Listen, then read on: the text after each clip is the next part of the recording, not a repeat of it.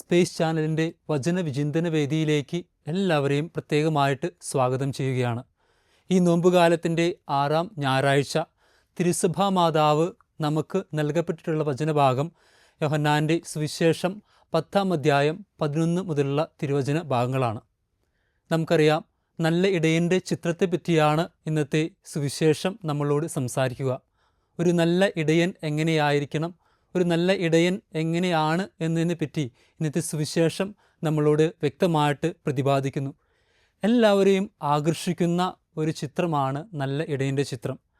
പരിക്കേറ്റതിനെ തോളിലേറ്റി നിൽക്കുന്ന ഒരു ഇടയൻ്റെ ചിത്രത്തെപ്പറ്റി നാം എല്ലാവരും മനസ്സിന് തൊടുന്ന രീതിയിൽ ചിന്തിക്കുന്നുണ്ടായിരിക്കാം.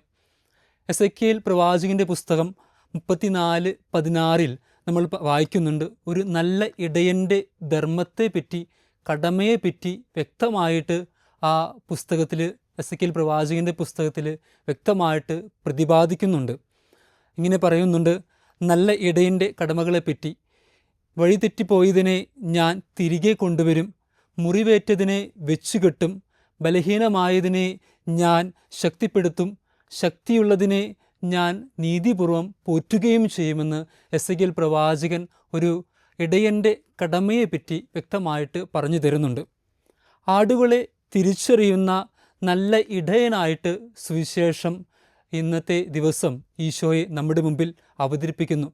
യോഹന്നാൻ്റെ സുവിശേഷത്തിൽ പ്രവചനങ്ങളുടെ പൂർത്തീകരണമായും അതോടൊപ്പം തന്നെ ഇസ്രായേലിൻ്റെ പ്രതീക്ഷയുമായ നല്ല ഇടയനെ ഈശോയിൽ നമുക്ക് മുമ്പിൽ ഇന്ന് പരിചയപ്പെടുത്തുന്നുണ്ട്. ഇന്നത്തെ സുവിശേഷം നമ്മുടെ മുമ്പിൽ 2 കാര്യങ്ങൾ പ്രത്യേകമായിട്ട് സംസാരിക്കുന്നുണ്ട്. ഒന്നാമതായി, അനേകം വഴികൾ നമ്മുടെ മുമ്പിൽ ഉണ്ടായിരിക്കെ ഇടയൻ്റെ വഴി തിരഞ്ഞെടുക്കുന്നതിനെ പറ്റി ഇന്നത്തെ സുവിശേഷം നമ്മളോട് സംസാരിക്കുന്നുണ്ട്.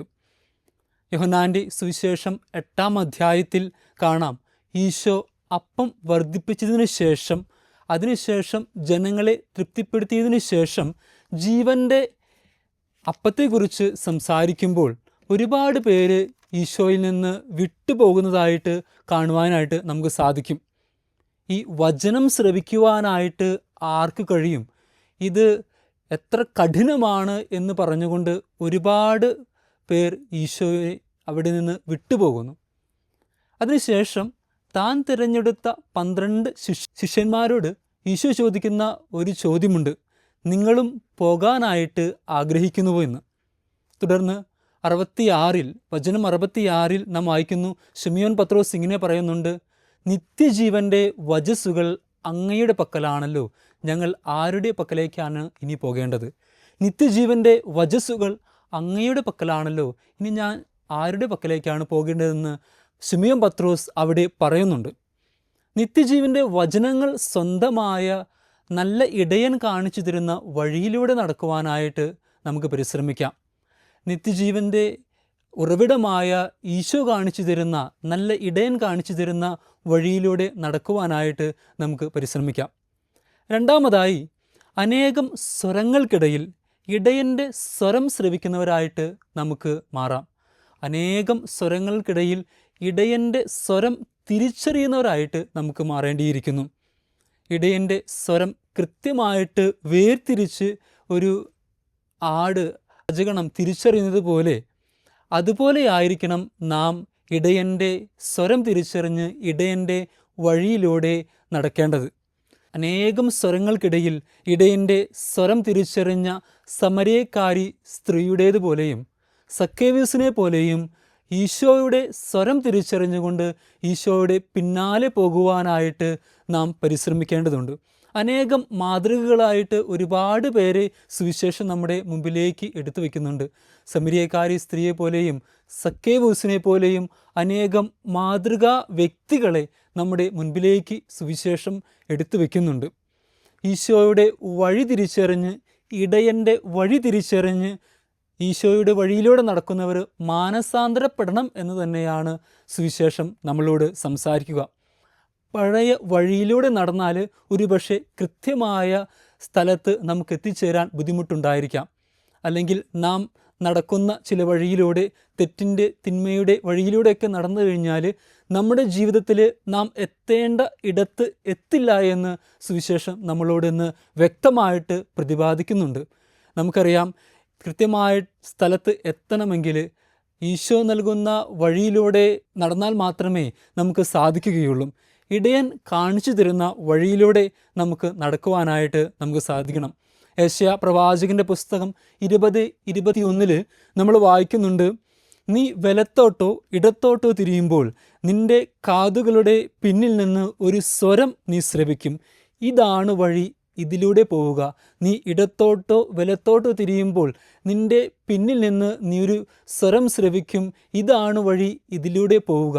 ഒരു പക്ഷേ നാം കുദാശ ജീവിതത്തിൽ വളരുന്നവരാണെങ്കിൽ, ദൈവിക സംരക്ഷണത്തിൽ വളരുന്നവരാണെങ്കിൽ നമ്മളുടെ മനസാക്ഷിയുടെ സ്വരം തന്നെയായിരിക്കും ഇടയൻ്റെ സ്വരവും.